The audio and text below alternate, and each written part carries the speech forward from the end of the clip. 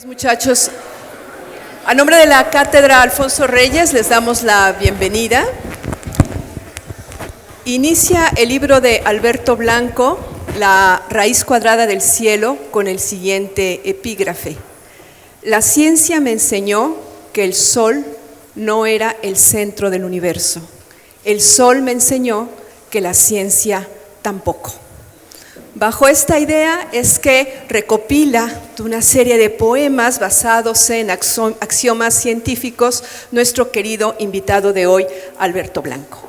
Alberto Blanco estudió química en la Universidad Iberoamericana y estudió filosofía en la Universidad Nacional Autónoma de México. Después, en el Colegio de México, estudió estudios asiáticos, particularmente China. En 1970 publica su primer libro de poesía y desde entonces ha escrito más de 40 libros de poesía, varias decenas de traducciones, varios libros de cuentos para niños y ensayos particularmente sobre música y sobre artes visuales. Nos encontramos prácticamente frente a un hombre del Renacimiento en el siglo XXI. Le agradecemos profundamente a Alberto Blanco que haya aceptado esta invitación para hablarnos hoy de la relación entre ciencia y poesía. Muchísimas gracias, Alberto, por estar con nosotros.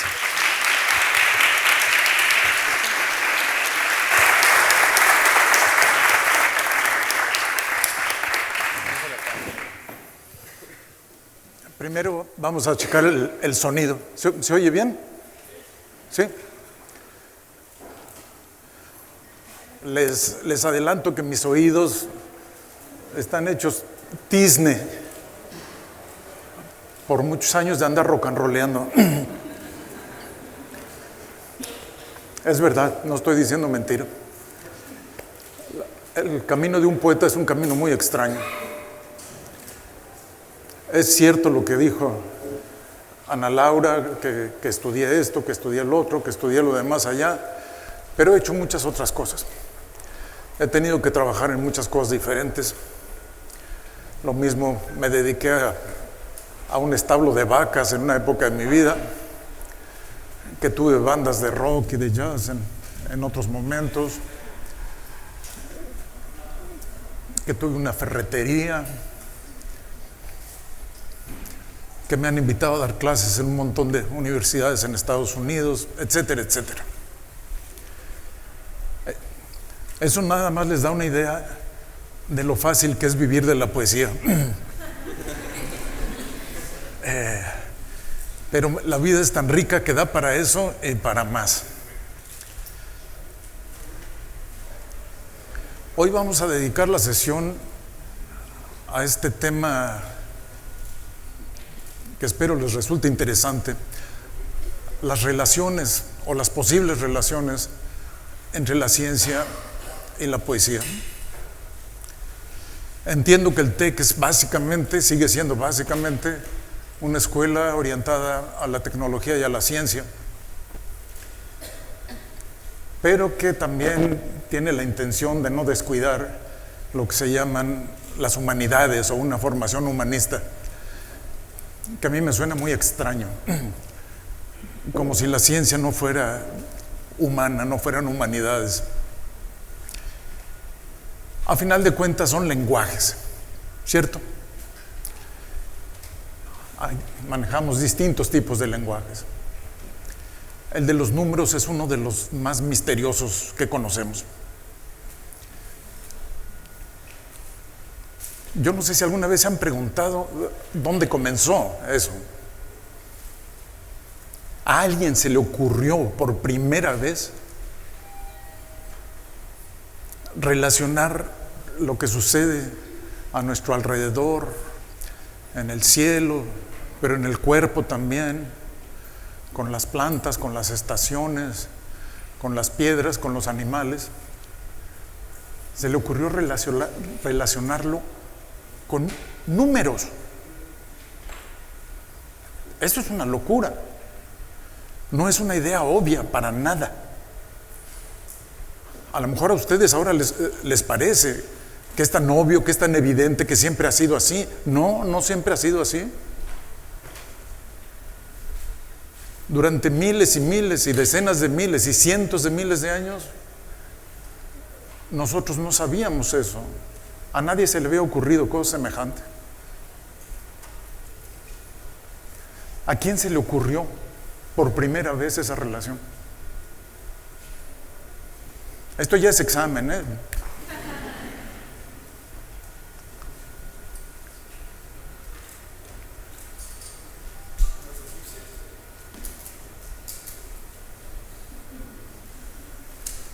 Tiene nombre y apellido.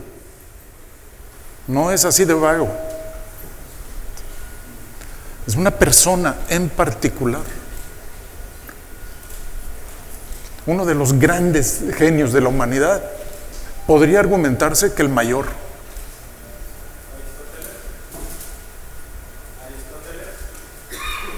No, pero ya está un poquito más cerca. A Pitágoras. Pitágoras fue el primero que intuyó que había una relación entre los fenómenos y los números. Y ahí empieza lo que llamamos ciencia. Yo voy a compartir con ustedes una reflexión sobre la poesía y la ciencia, y la voy a ir ilustrando, por decirlo así, con algunos poemas. Quiero que tengan presente que son dos lenguajes distintos, un ensayo sobre la poesía y la ciencia y poemas.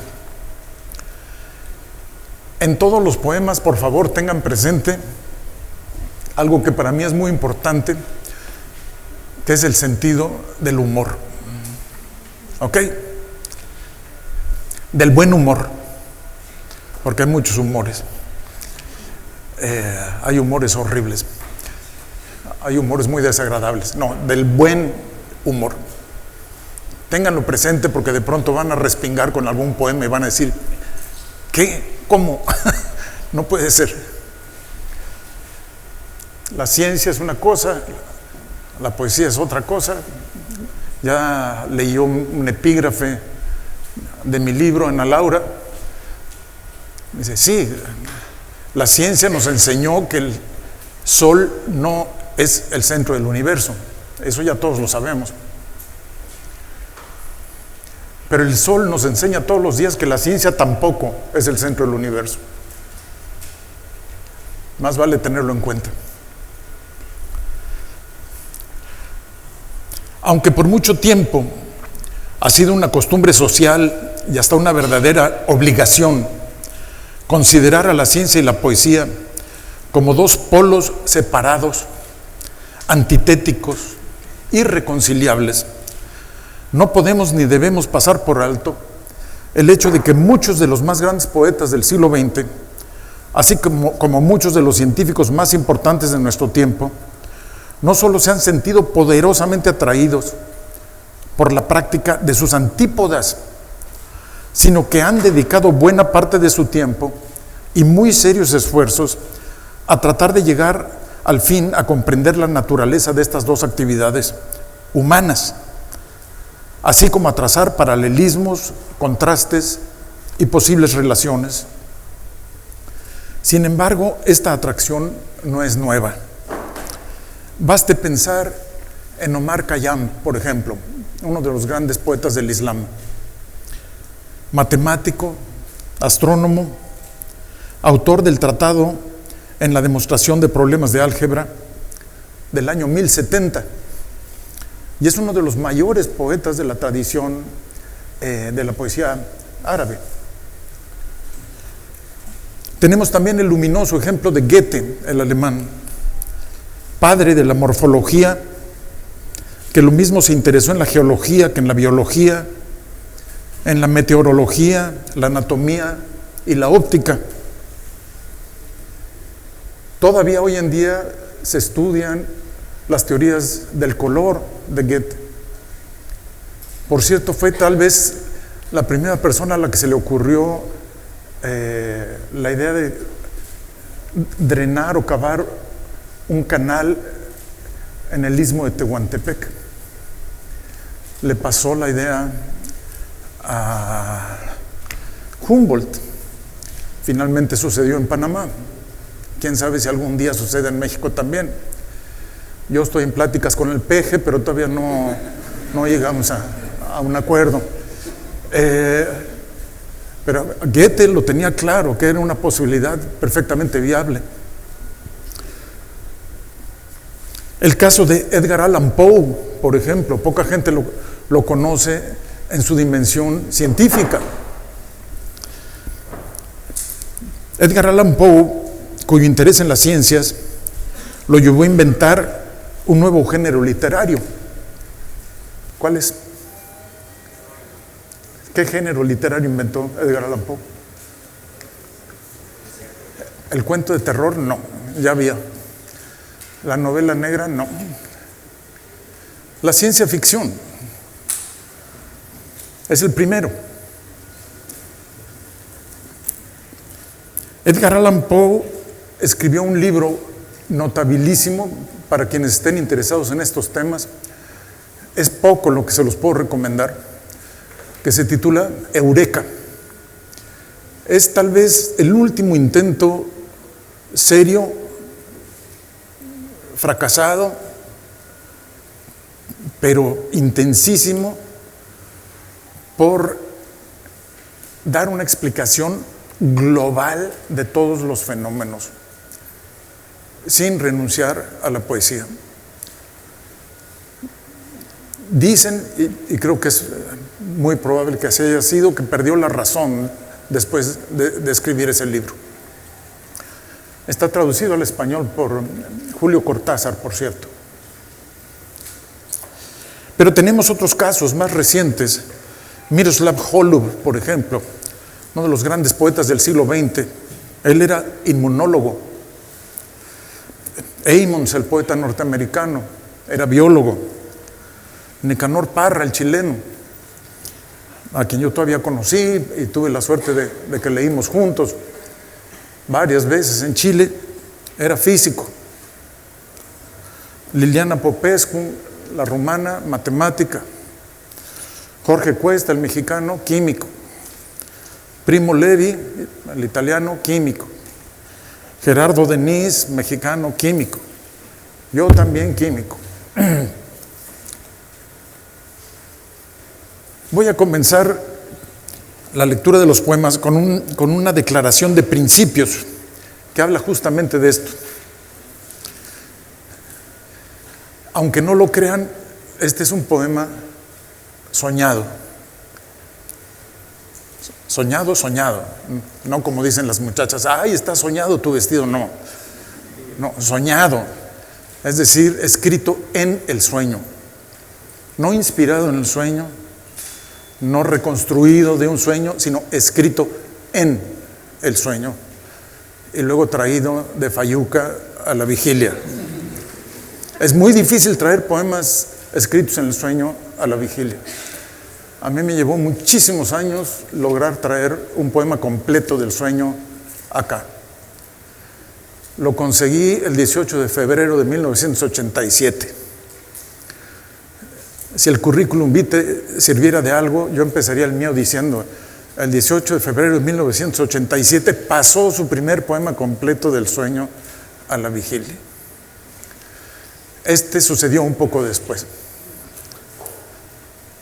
Y es un poema escrito en el sueño que se presenta como una conferencia como la que estoy dando ahorita. Declaración de principios. Señoras, señores, ahora tendría que decir jóvenes, señoritas, caramelos y bolitas. Antes de comenzar esta lectura, quiero confesar aquí del modo más natural un par de cosas, de mucha o poca monta, según se vea, y muy probablemente sin importancia alguna. La primera de ellas es que soy un químico. No quiero decir con esto que es todo lo que soy, pero sí que mi formación es de científico y que por lo tanto entre nosotros, gente decente, no será difícil estar de acuerdo en que 1 más 1 es igual a 2. Claro que si alguno de ustedes piensa que 1 más 1 es igual a 3, pues yo estoy de acuerdo. O si alguno de ustedes va más lejos y piensa que 1 más 1 es igual a 3.1416, también estoy de acuerdo. Todavía más, si alguno de ustedes, muy osado, piensa que 1 más 1 es igual a 0, lo suscribo. Aunque debo confesar, y esta es la segunda cosa que yo quería confesar, que siento una fuerte inclinación a creer que 1 más 1 es igual a 1. Pero no lo voy a discutir. Cada científico tiene las ecuaciones que se merece, o las ecuaciones que se le parecen, y no pienso hacer de esta fórmula una proposición universal. Okay. Eso es un poema. Así que habría que decir, por principio de cuentas, que tanto la ciencia, esa necesidad humana de entender el mundo real tal cual es, al igual que la poesía, esa necesidad humana y hasta más que humana de comprender y de expresar el mundo real, y más que real, no solo como es, sino como podría ser y como está siendo, son dos actividades que nos han acompañado a lo largo de mucho tiempo. Ninguna de estas dos empresas es, en el marco de la evolución humana, reciente. Leo un segundo poema titulado Principio de incertidumbre. Por supuesto tiene que ver con Heisenberg. Dice: no es lo mismo un tren en reposo que un tren bala, deslizándose sobre las vías a toda velocidad. Es evidente. La velocidad cambia las condiciones de un objeto. Si hablamos de las velocidades cercanas a la de la luz, que rigen y dirigen los movimientos de los átomos y las partículas subatómicas, estamos hablando de una realidad aparte. Un mundo impensable, donde no solo se modifican los objetos, comillas y más comillas, si cabe la expresión, hasta dejar de serlo, sino que las leyes mismas que gobiernan la naturaleza son otras, y nada tienen que ver con lo que llamamos el sentido común. Así, la ley de la incertidumbre de Heisenberg nos dice que no se puede conocer de una partícula subatómica su posición y su velocidad al mismo tiempo. Si conocemos su velocidad, no sabemos dónde está. Y viceversa. Si sabemos dónde está, no sabemos a qué velocidad se mueve. Lo mismo sucede con la literatura. No es lo mismo una crítica inmóvil, un ensayo erudito, una reseña estancada, que un poema que se desplaza a gran velocidad. Los poemas son rapidísimos. No podemos conocer al mismo tiempo su forma y su contenido. Y si conocemos la forma de un poema, nunca sabremos exactamente de qué está hablando.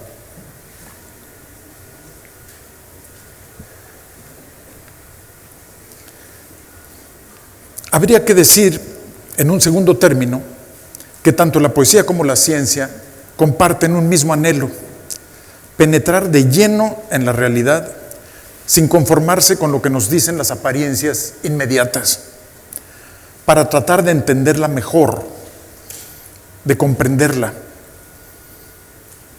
Como afirmó, y con mucha razón, la poeta imaginista Mays Benson, ciencia y poesía son semejantes o aliadas, me parece, en su fin principal y más vasto: investigar todos y cada uno de los fenómenos de la existencia más allá de la banal y plana superficie de las apariencias.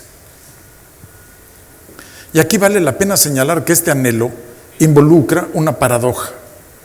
Se requiere de una fe ciega en los sentidos y su capacidad de darnos testimonio del mundo para investigar cualquier fenómeno. Y al mismo tiempo es necesario tener y mantener un profundo escepticismo en cuanto a los alcances de los mismos. Las dos cosas al mismo tiempo.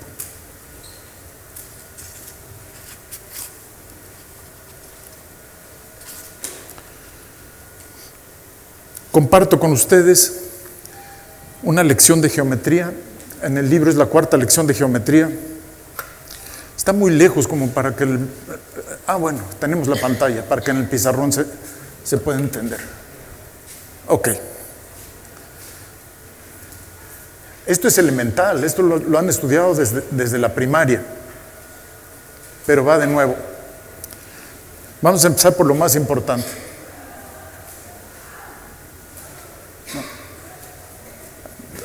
Ahí está todo.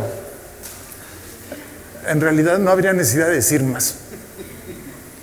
Aquí podríamos dar por terminada la conferencia y todo el mundo se va a su casa y tranquilos, y a mí me invitan a comer y se acabó. El punto no tiene dirección. El punto no tiene sentido. Es el principio de todas las cosas. Y no es más que la intersección de dos líneas que se atraen.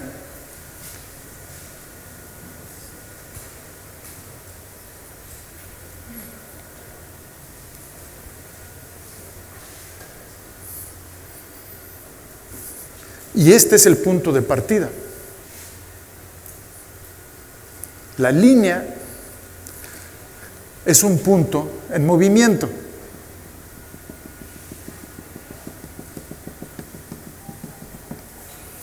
Y para acá también. Hacia el universo de las reglas. La línea sí tiene sentido. Puede ir para allá o puede ir para acá. Y se dirige. Pero no es más que la intersección de dos superficies que viajan.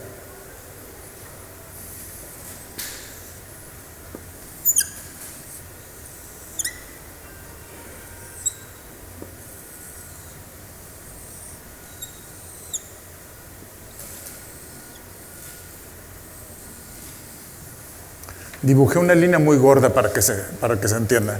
¿Okay? La línea es la intersección de dos superficies. Ya se puede recorrer todo su largo de la línea. La superficie es la línea en movimiento. Aquí tendría que poder hacer algo así como así. ¿No? Si pongo en movimiento la línea, genera una superficie. Tendría que tener un plumón que me permitiera hacer eso. ¿Hacia dónde? Hacia la caravana de las dimensiones. La superficie es extensa y plana.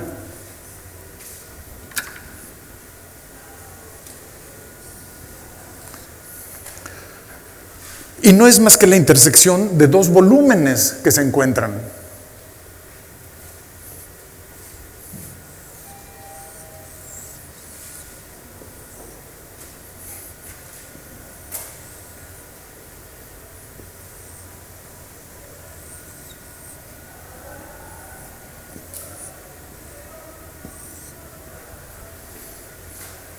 Ya no se entiende mucho, pero creo que se lo pueden imaginar. Imagínense dos cubos, por ejemplo, que se tocan. Donde se tocan, eso es una superficie.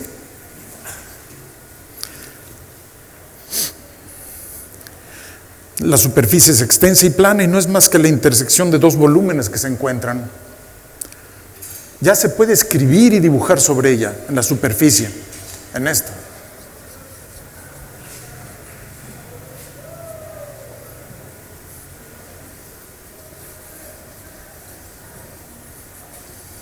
De hecho, lo estoy haciendo sobre una superficie. Y aquí viene ya lo más interesante. El volumen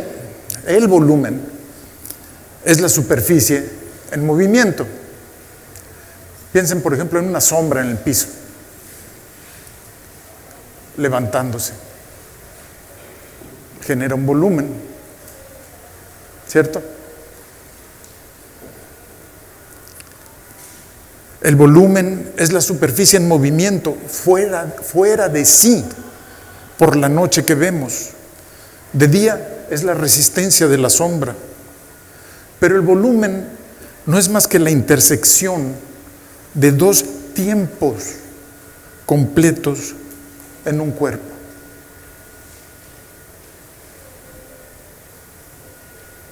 Cada uno de ustedes es la intersección de dos tiempos completos. Y da la casualidad de que aquí es donde vivimos. Aquí se lucha y se sabe, se ama y se calla.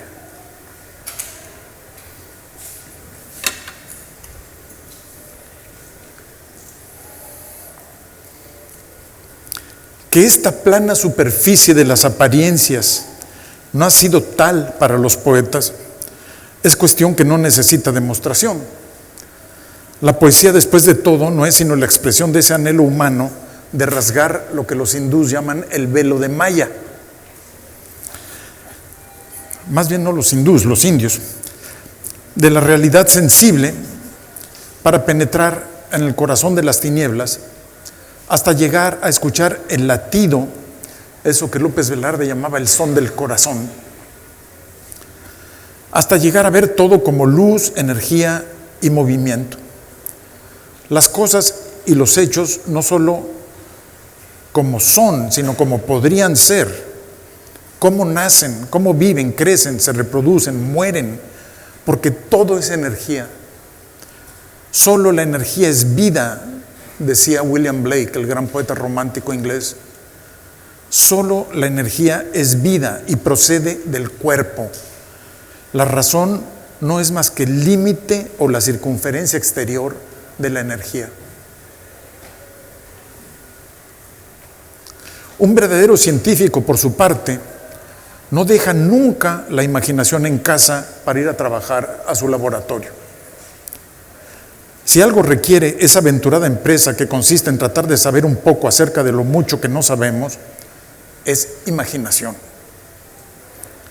El universo es demasiado complejo y extraño para no hacer uso de la imaginación. Como dijo el genetista británico Haldane, el universo no solo es más extraño de lo que imaginamos, sino que es mucho más extraño de lo que podemos imaginar.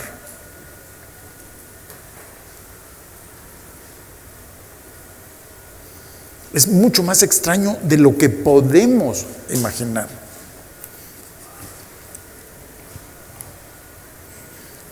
Ahí les va un ejemplo de extrañeza. Es otra lección de geometría. Dice, el número de minutos que tiene una hora es menor que el número de segundos que tiene una hora. Obvio. Sin embargo, hay tantos segundos como horas. Años, milenios y siglos.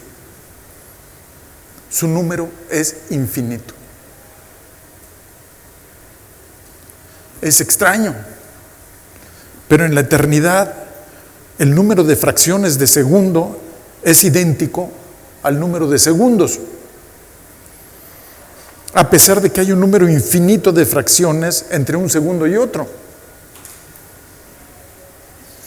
Más extraño aún, si pensamos en un reloj y queremos obtener su circunferencia, tendremos que recurrir una vez más al número pi,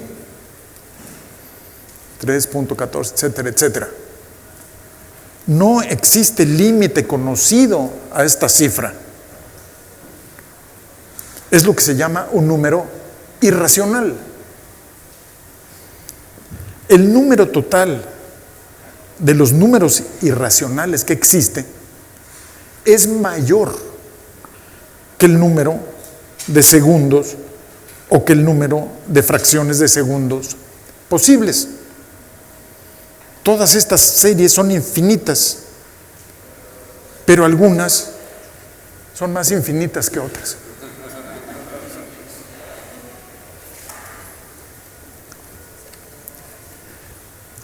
Y es que por más que las ciencias, los descubrimientos, las investigaciones y los viajes hayan ido develando paulatinamente un misterio tras otro, siempre quedará un sinnúmero de capas de la gran cebolla universal aguardando a que asome nuestra curiosidad. Hablando de la cebolla, a mí me interesan demasiado las cebollas. Es uno de los grandes temas poéticos.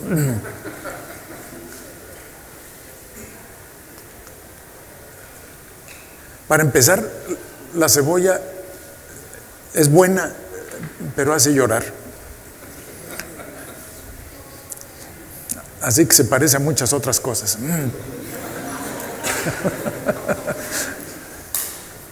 Pero si ustedes deciden investigar a fondo una cebolla, pero a fondo, y empiezan, digamos que el striptease de la cebolla, ¿verdad?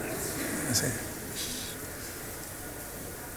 Y van penetrando y cada vez están más y más desnuda la pobre cebolla y se va haciendo pequeñita y hasta el final, ¿qué hay?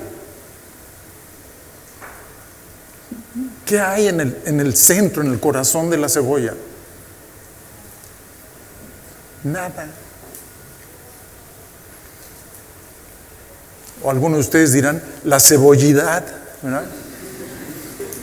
A los políticos les encanta eso, de que en el fondo lo que hay es la mexicanidad, ¿no?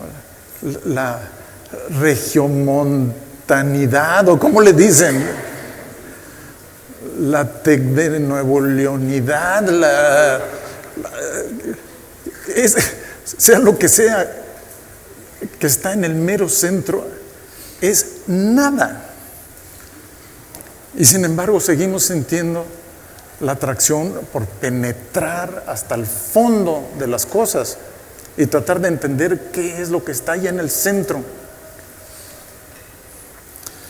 Incluso la misma ciencia que ha efectuado el trabajo de evaporar una serie de enigmas, se ha encargado también de aportarnos nuevos enigmas, todavía más fascinantes y complicados, misterios que sustituyen muchas veces con creces a las viejas perplejidades.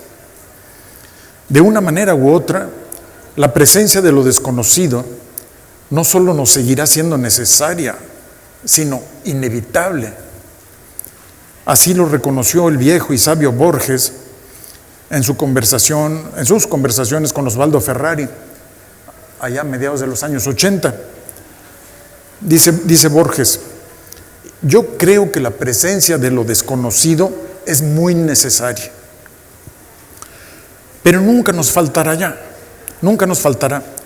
ya que suponiendo que exista el mundo externo, y yo creo que sí existe el mundo externo, dice Borges, ¿qué podemos conocer de él a través de las intuiciones que tenemos y de nuestros pobres 5 sentidos corporales? Voltaire imaginó que no era imposible suponer 100 sentidos, por ejemplo. ¿Por qué no? Y ya con uno más cambiaría toda nuestra visión del mundo.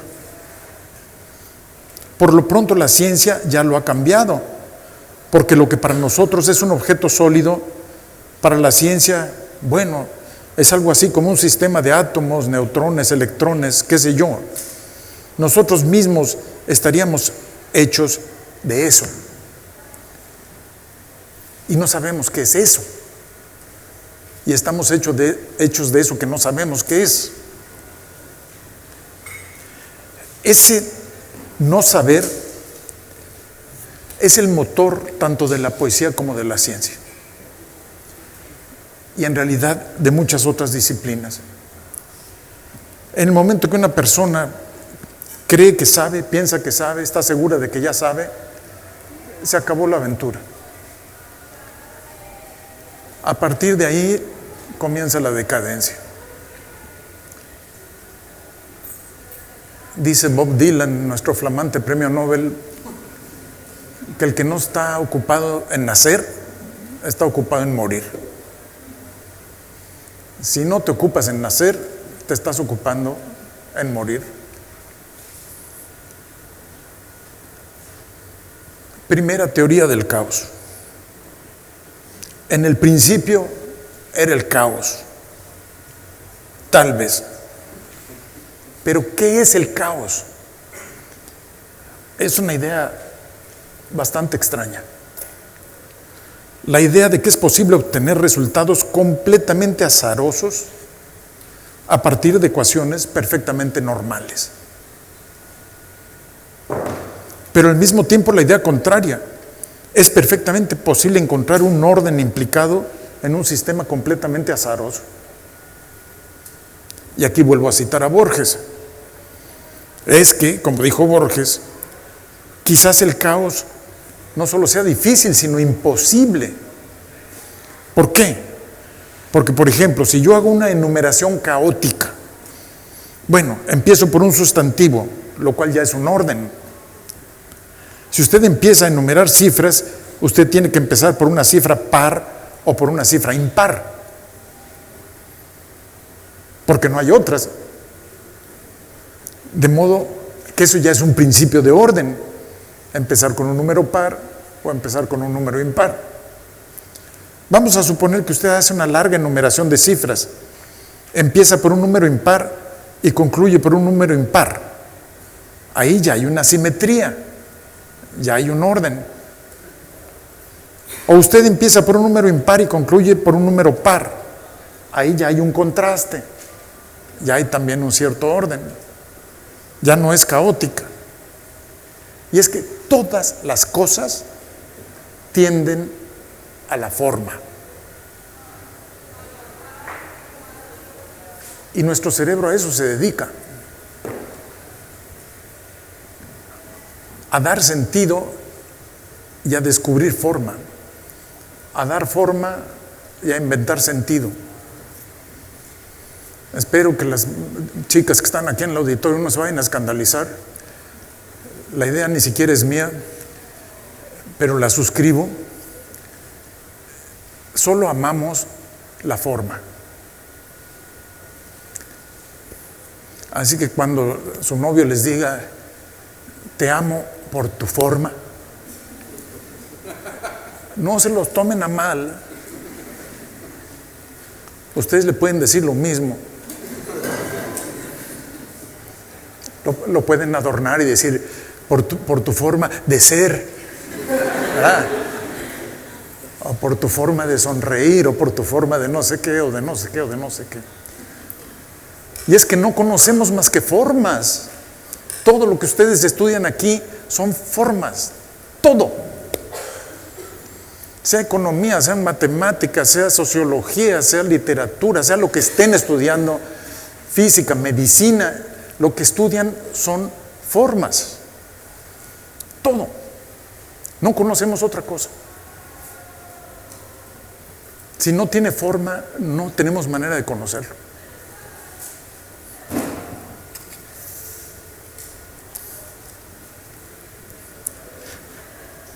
Y es que hay que reconocer que tanto la poesía como la ciencia aspiran a un resultado semejante: reducir la pluralidad multiforme de la realidad a la unidad sintética de una ley o de un poema, para tratar de integrar la vida, el mundo, el universo, eso que Einstein llamaba el campo unificado.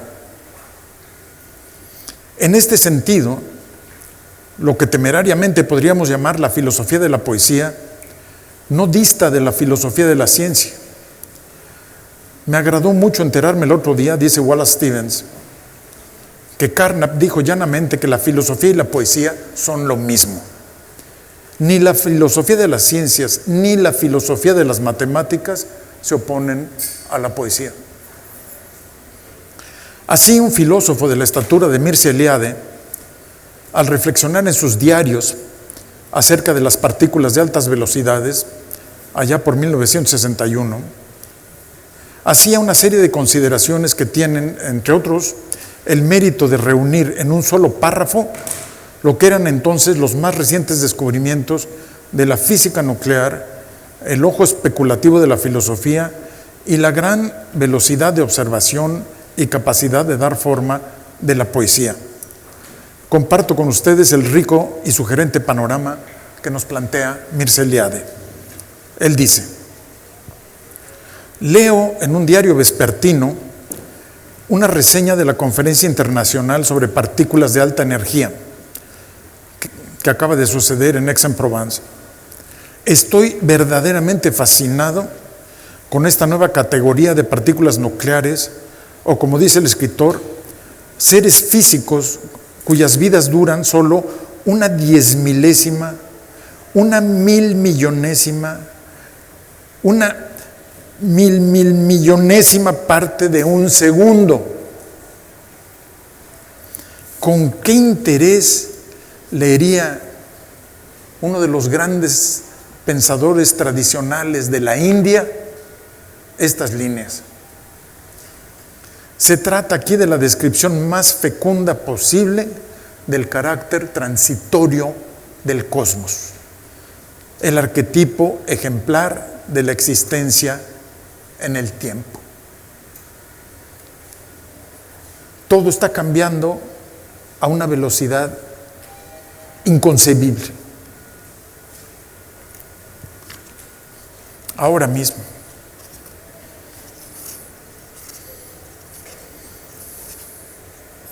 ¿Se han puesto a pensar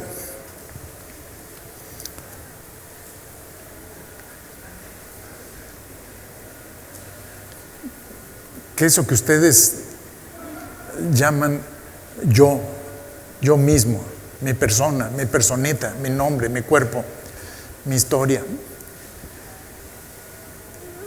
no tiene una sola célula de las que tenían hace 7, 8, 9 años? Ya cambió todo. ¿Cómo es posible que sigan siendo los mismos? Tendría más sentido hacer lo que hacían los chinos, cambiarnos de nombre cada 4 o 5 años. Eso me parece más razonable. Circular toda la vida con el mismo nombre es un disparate. Estamos cambiando de forma todo el tiempo. Nos estamos haciendo viejos todos ustedes, ¿no? ¿Por qué no cambiamos de nombre ahorita mismo y me anuncias otra vez con otro nombre diferente? ¿Sí? ¿No? En un tiempo se pensó que los electrones eran como planetas girando alrededor de un núcleo, un sol central, y que a su movimiento y su velocidad correspondía una órbita, naturalmente. Sin embargo, para nuestra gran sorpresa, la teoría cuántica propuso que los electrones, a pesar de tener movimiento, velocidad, etc., no tienen órbita. ¿Cómo es posible? Si observamos al microscopio electrónico el átomo, por ejemplo, un átomo de hidrógeno, que es el más sencillo, veremos que la luz misma del instrumento con el que estamos observando provoca que su único electrón del hidrógeno absorba energía, se excite y se salga de órbita. Así que esa órbita nunca la conoceremos. La teoría cuántica nos propone, a diferencia de la mecánica clásica, que puede existir movimiento sin trayectoria, sin recorrido y sin órbita. ¿Cómo es posible? Al menos sin un camino conocido, y lo que es más importante, sin un camino que se pueda conocer. ¿No es esto la poesía?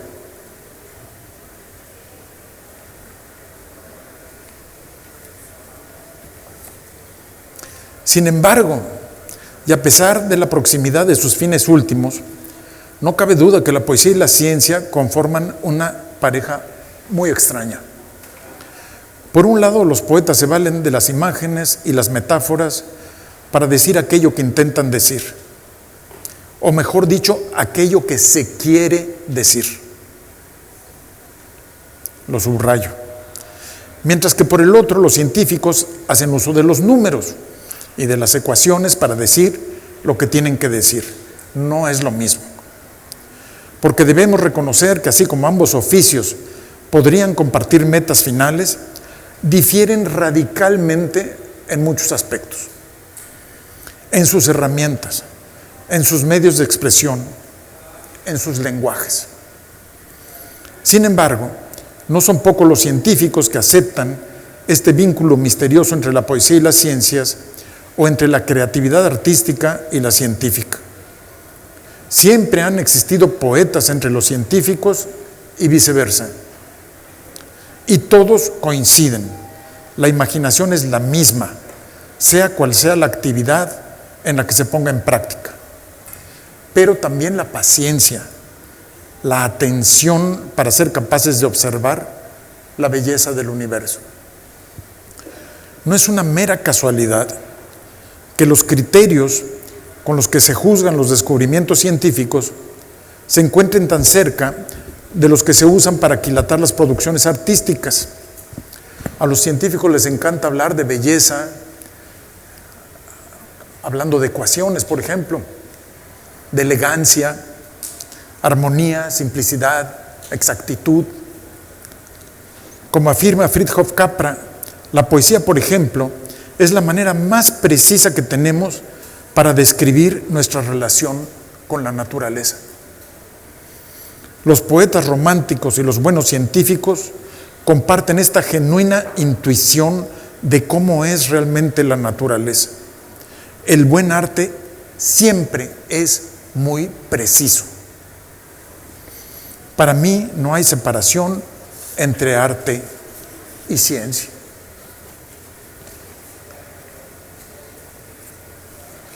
No sé cuántos de ustedes están familiarizados con el concepto de fractal.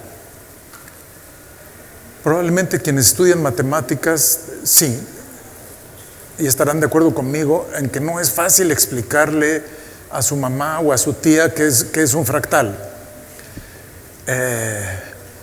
Como que se entiende, como que ponen ejemplos, como que...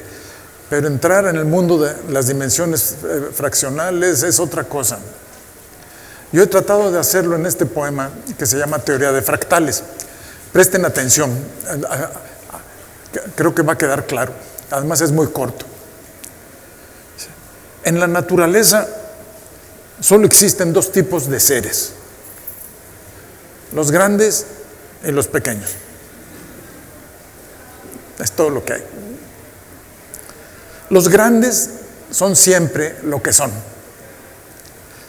Los pequeños no. Los pequeños son símbolos.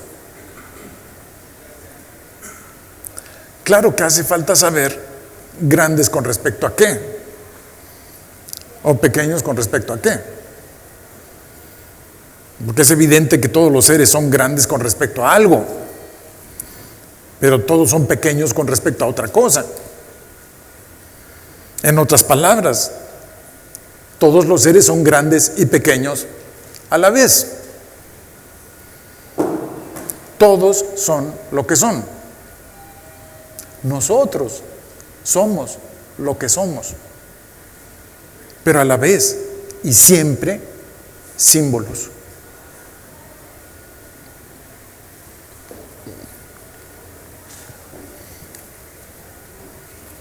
Se sabe, por ejemplo, que el poeta inglés Coleridge solía asistir a las clases de química de la Royal Institution.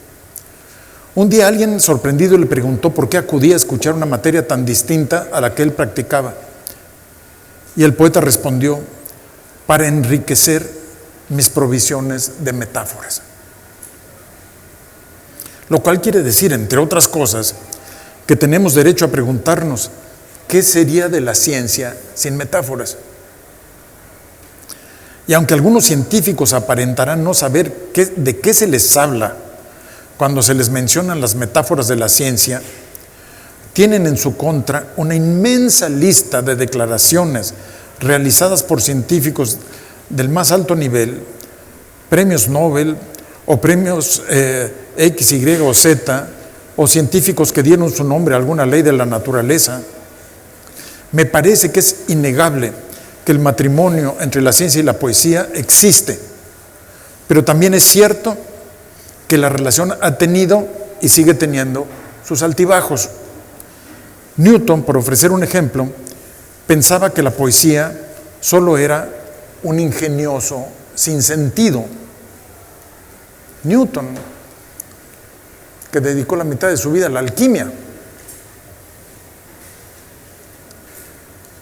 Y William Blake le correspondió al incluirlo con Bacon y Locke en lo que él llamaba la insanta Trinidad. Wordsworth fue más impío e irónico, describiendo al científico como alguien que es capaz de hurgar y hacer botánica hasta en la tumba de su madre. Y aquellos que exigían un divorcio inmediato lamentaban que tras su paso por la óptica, la botánica o la química, la naturaleza perdía su aura. Por eso, lamentaba Keats, los científicos son responsables de haber destejido el arco iris.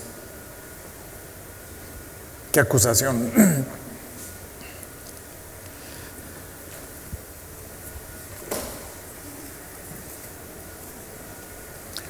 Que unas cosas vienen de otras es una verdad que podemos constatar sin necesidad de cálculos, sin necesidad de teorías.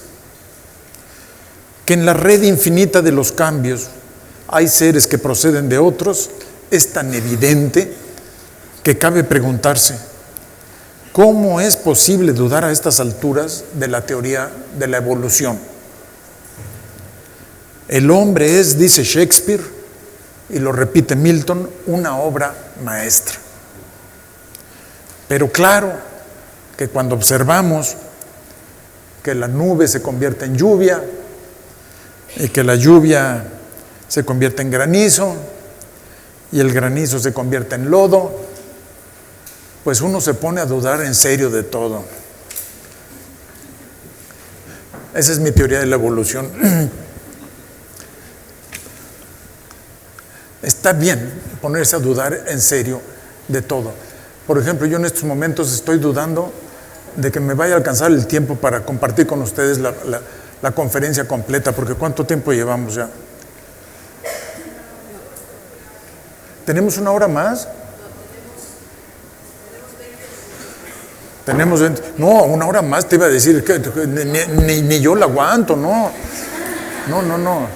20 minutos ya se me hace abusivo, ya empiezo a ver que hay gente que se empieza a ir así de lado.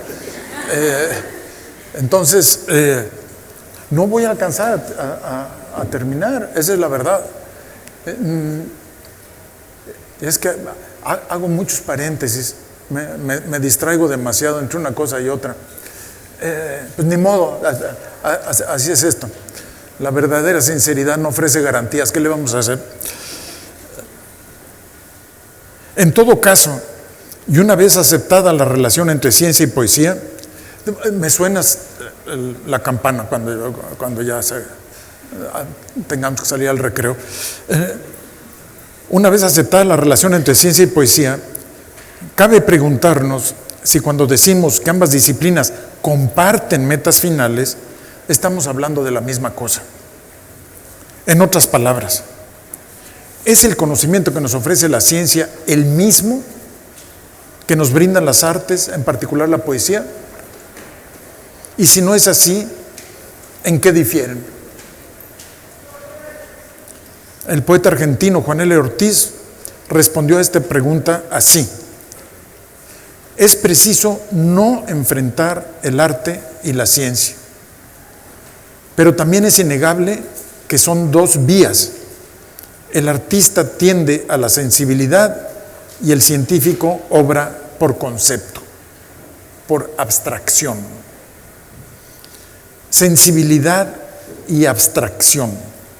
He aquí planteada una dicotomía, o razón y sentimiento, la pareja de siempre. Podrían citarse muchas otras, pero no quiero caer de lleno en el lugar común, sancionado por el menos común de los sentidos, y aseverar que el temperamento del artista es por su misma naturaleza sensible y cálido, ya que se supone que siempre obra conforme a los dictados de su intuición, mientras que el científico sería frío y exacto, pues tiene que trabajar siguiendo los dictados de la razón. No. Por eso creo que vale la pena continuar con el pensamiento de este poeta argentino y citarlo en extenso. Dice: pero las matemáticas y la química y aún la filosofía están determinadas en lo profundo por la intuición. Tal como señalara Einstein, una intuición de tipo poético. Está hablando de los científicos. Quiere decir entonces que el científico y el artista en este aspecto de la intuición se juntan. Hay una sensación de cierta cosa que trasciende, de cierta realidad profunda. Por un momento casi podríamos hablar de una iluminación. Por lo demás, no creo que ese conocimiento esté solamente en el científico o en el artista. Hay un tipo de conocimiento casi universal que es extensivo a toda criatura viviente, incluyendo, por supuesto, plantas y animales. Es bien sabido que ese momento de casi iluminación que han vivido tantos científicos y que ha dado pie a tantas y tan sabrosas anécdotas con respecto a sus descubrimientos, desde los inocentes juegos de Einstein en sus legendarios baños de burbujas. Ustedes saben que le gustaba meterse en la tina con su baño de burbujas y el niño se ponía a jugar ahí. Digo, el niño podía tener ya 60, 70, 80 años, pero seguía jugando con las burbujas en la tina, y ahí se le ocurrían las mejores cosas. De hecho, de su tina de burbujas surgió finalmente la teoría de la relatividad. O está el célebre sueño del Ouroboros. El Ouroboros es un personaje mitológico, es la famosa serpiente que se muerde la cola, una especie de Quetzalcóatl mordiendo el cascabel, que vio que Kekulé, un químico, en un sueño, así como yo sueño poemas, él soñaba serpientes mordiéndose la cola, y le dio pauta para llevar a cabo el descubrimiento de la estructura cíclica del benceno. Ahí es donde nace la química orgánica, en un sueño de Kekulé. A nadie se le había ocurrido la idea de que una molécula pudiera tener una estructura circular. Él lo vio en un sueño, intuición pura. Todo esto se halla muy sospechosamente cerca de ese rapto que produce la visita inesperada, pero siempre anhelada, de la musa. Yo no sé si ustedes creen en las musas o no, pero de que existen, existen. Doy fe. Eso es justamente lo que llamamos imaginación. Y como dice William Blake, la evidencia de hoy es la imaginación de ayer. La evidencia de hoy es la imaginación de ayer. Ya nadie se recuerda de esta actriz, probablemente la actriz más bella en toda la historia del cine, Hedy Lamarr. Alguno de ustedes tal vez la conoce o la recuerda, si hay alguien que se interese todavía por ese cine. A los varones ¿cómo se dice? Les urgo, ¿no? los conmino a que busquen en internet una fotografía de Hedy Lamarr. Se van a ir de espaldas.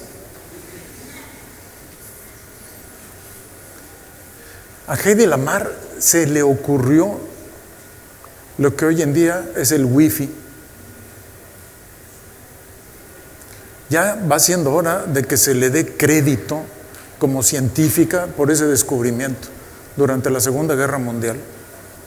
Es verdad lo que estoy diciendo, ¿eh? Era una mujer extraordinariamente inteligente y tuvo esta intuición trabajando para el servicio secreto, tratando de desarrollar aparatos para despistar aviones, radares, etcétera, etcétera. Eso que fue su intuición en ese momento es una evidencia hoy. Aquí todo el mundo lo utiliza y en todas partes igual. Ahora es un lugar común. Los científicos verdaderamente geniales como Newton o Einstein hicieron siempre sus grandes aportaciones a partir, primero que nada, de su propia imaginación. Einstein nunca hizo experimentos. Todo lo hizo aquí. Ustedes no van a ver nunca a Einstein trabajando en un laboratorio. Todo aquí. Y después se comprobó lo que él imaginó, demostrando bien sea con números o con experimentos que hicieron otros, la verdad de sus intuiciones. Esto mismo sucede con el arte y los grandes artistas. Los verdaderamente geniales no buscan, como decía Picasso, encuentran. Un gran artista no busca, un gran artista encuentra. No van dando tumbos por ahí, tirándole palos de ciego a la piñata. Eso vamos a dejarlo para lo que en inglés llaman los wannabes. Y hay wannabes en todas las disciplinas. Créanme que hay más wannabes de poetas en México que futbolistas. No se trata de buscar, se trata de encontrar, que es distinto.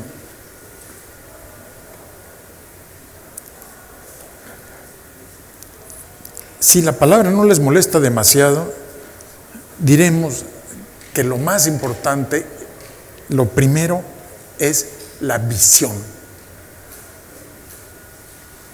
Es una de esas palabrotas que normalmente entre gente decente no se utilizan. Yo estoy abusando de sus castos oídos y sí la estoy usando en estos momentos. La palabra visión, tener una visión. Lástima, pero eso es lo más importante. Si no hay visión, no hay nada. Si hay visión, como dicen en inglés, now we're talking business. Si no hay visión, ni para atrás ni para adelante. Esto ha sido y seguirá siendo un postulado básico del arte tradicional. Y aquí cuando hablo de arte tradicional, estoy hablando de arte de la antigüedad. Lo primero es la visión. Eso es lo que es fundamental. Primero, la labor libre que lleva al artista a concebir la obra que ha de ser realizada, y luego el trabajo servil para darle forma a su visión. Para dejar muy claro qué debemos entender por visión en la obra de arte y qué debemos entender por trabajo servil en la obra de arte, me remito a uno de los grandes eruditos del arte tradicional, a Ananda Coomaraswamy, que dice al respecto: en la producción de cualquier cosa hecha con arte o en el ejercicio de cualquier arte están implicados simultáneamente dos facultades. Les llamamos imaginativa y operativa. La primera es libre y la segunda es servil. La primera consiste en la concepción de alguna idea en una forma, y la segunda en la imitación de ese modelo invisible. No de otra forma han operado los grandes científicos. La facultad imaginativa fue la que llevó a Newton a hacer sus descubrimientos. Baste recordar aquí que cuando le informó a Halley, el que calculó la órbita del cometa que lleva su nombre, de uno de sus descubrimientos cruciales en torno al movimiento planetario, Edmund Halley le replicó: sí, pero ¿cómo lo sabes? Y Newton, desconcertado, le contestó con toda sinceridad: lo he sabido durante años y años.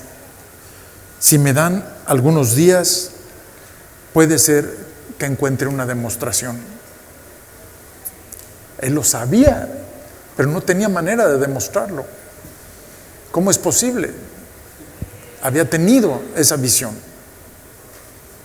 Después se demostró, y en efecto lo hizo Newton. Sospecho que los experimentos de Newton fueron siempre un medio no para descubrir, sino solo para verificar lo que él ya sabía. Un perfecto ejemplo de lo que hemos de entender por concepción imaginativa de la idea y por la operación servil de darle forma. Por su parte, Einstein, que siempre trabajó exactamente igual que Newton, decía: una idea científica, una teoría, no surge de la nada, no es independiente de la experiencia, pero tampoco se puede derivar solo de la experiencia. Es el resultado de un acto creativo. Solo que para que este acto creativo sea posible, es necesario que el científico, lo mismo que el poeta, vea con absoluta claridad. Y para ello es necesario, además de tener una gran paciencia, que su capacidad de observación esté desarrollada al máximo y que su atención no decaiga ni un momento. Sin embargo, nada de esto sucede si no cuenta con una enorme cantidad de energía. A lo largo de estos ensayos y siguiendo la propuesta de Pound, hemos hablado de la poesía como un proceso mediante el cual el lenguaje se puede cargar al máximo de energía. Pero hablar de energía es un tema muy peliagudo. Si uno le pregunta a un físico cuál es la ley más fundamental de la física, es probable que le responda que es la ley de la conservación de la energía. Y si se le pregunta entonces qué es la energía, lo más probable es que se niegue a contestar. He subrayado que es extremadamente difícil describir qué es la energía y por qué los científicos con razón se rehúsan casi siempre a hablar del tema. Es la enésima comprobación de lo mínimo que sabemos en relación a la inmensidad de todo lo que ignoramos. Lo cual desde luego no debe ser obstáculo para seguir intentando lo imposible. Para eso sirve la imaginación. Alfonso Reyes, que goza de gran cartel aquí en el TEC y en Monterrey, ideó un lema que, si no me equivoco, es el que todavía usa el Colegio de México, que dice: entre todos lo sabemos todo. Y yo, que pasé por el Colegio de México, cada vez que leía eso yo decía: ¿de qué está hablando Alfonso Reyes? Me habría gustado muchísimo más que hubiera escrito: entre todos lo ignoramos todo. Creo que estaríamos más cerca de la verdad. Asómense a ver un cielo estrellado y díganme ustedes cuánto sabemos.